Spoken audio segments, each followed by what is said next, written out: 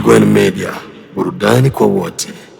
Naam, karibu mtazamaji wa Igwen Media bwana, mimi ni J4G255 na kuja kupasha yale yanayoendelea Jamhuri ya Kidemokrasia ya Kongo.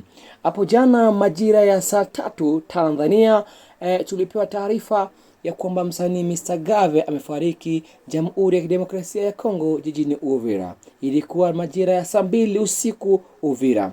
Baada ya muda tukaweza kufuatilia kwa kina kuweza kufahamu je, ni kweli kuwa msanii mkubwa Mr. Gave amepotea, ametoa ipo tena nasi. Basi tukafanya utafiti na kufuatilia zaidi, tukajagundua ni kweli, na huu hapa ni msafara wa Mr. Gave wanampeleka, anashirikizwa kwa heshima kubwa sana sawa na rais sawa na naweza kusema waziri haiza mbunge, kwa heshima kubwa aliyokuwa nayo Uvira. Hapo ni Uvira, wakaaji wa Mlongwe ni sote kwa wameshapafahamu sehemu kama na hiyo, na hapo wanakaribia kufika kwenye hospitali kuu ya Uvira ambayo inaitwa Hospitali General d'Uvira. Na hapo msafara huu hapo unapelekwa na mwili wa Mr. Gave unapelekwa kwa heshima, hatua moja baada ya nyingine. Imeanza bendera, baada ya bendera hatua moja baada ya nyingine ikaja ikafuata gari bajaji na pikipiki, na mwishowe kukaja gari. Na pia kuna wasanii wengi ambao walikuwa wakimshindikiza, na pia kuna mashabiki wake,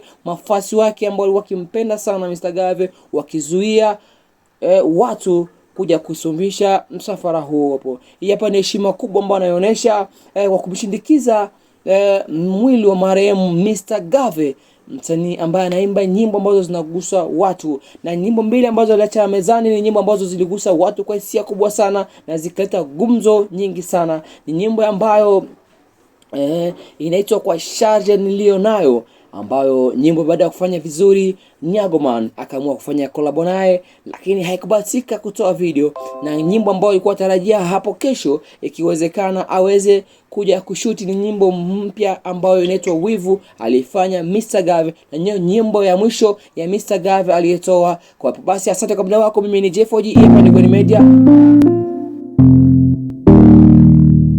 Igwen Media, burudani kwa wote.